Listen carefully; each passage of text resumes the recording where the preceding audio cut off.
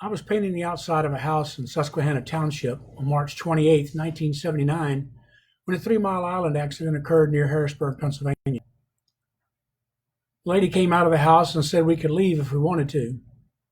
Once I found out what she was talking about, I told my helper he could leave if he wanted to.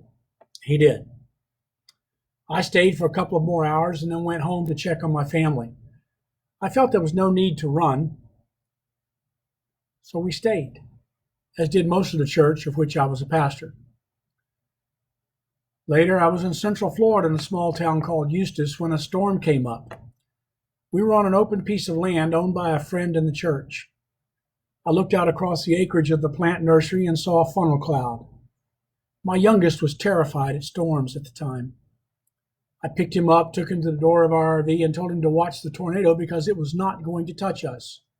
And it didn't.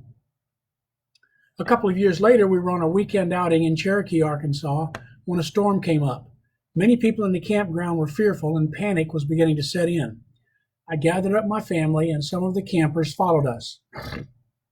I went into a little town, found a business that was closed, but it had a basement. I pried open a basement window and we all went inside to wait for the storm to pass.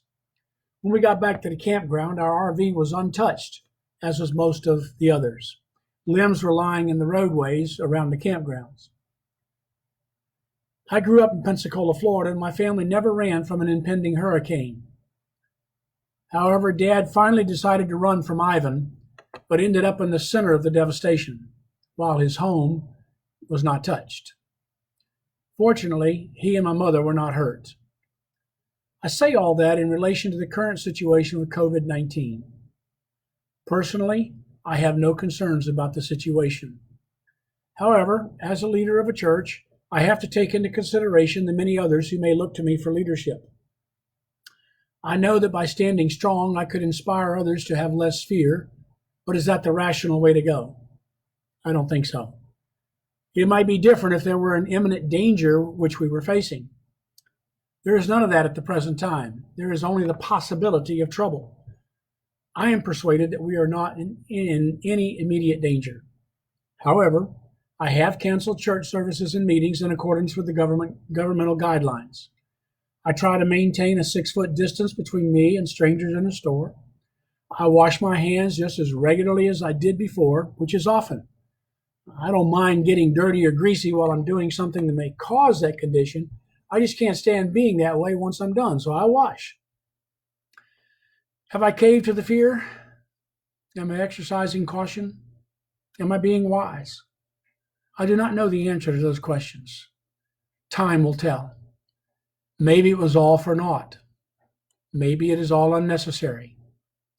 However, after prayer about my response, I could not gain a clear sense of direction. The only thing I was even remotely aware of is that an ounce of prevention is worth a pound of cure. Personally, I believe we're going to realize that we've been had. If so, no harm done.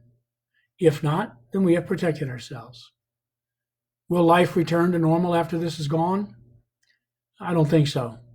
We have lost too much already for what we knew before this return. That will take months, if not years. Since my peace is not dependent on what is happening around me, I remain peaceful. I am not upset. I'm not concerned. I am not worried. I am not fearful of the future. I am quietly confident. In fact, Gracie just called, and I'm going to go sit down to a delicious dinner.